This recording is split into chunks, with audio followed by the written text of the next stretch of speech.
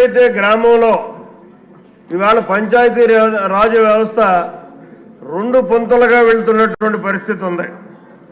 ఒకటే గ్రామ సచివాలయం.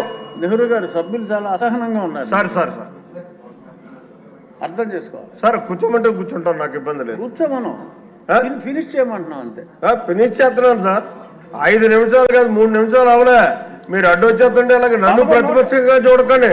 12 నిమిషాలు అయింది సార్ గడియారంలో. అది అధ్యక్ష, మీతో వాదన నాకొద్దు.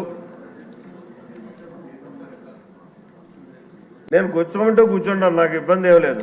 కూర్చోమన్నాం. ఎందుకంటే నాకంటా ముందు మాట్లాడిన వాళ్ళు ఎవరు కూడా నాకంటా సీనియర్లు కాదు.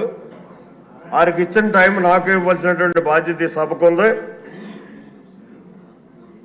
మీరు ఇస్తానంటే ఓకే, లేదనుకుంటే నేను కూర్చుంటాను, నాకు ఇబ్బంది లేదు. సభకు కూడా రావద్దంటే మానేస్తాను. జస్ట్ ఫినిష్ చేయమని రిక్వెస్ట్ చేస్తాను సార్. సారీ,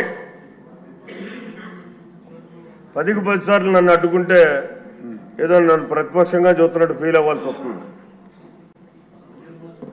అది కరెక్ట్ కాదండి.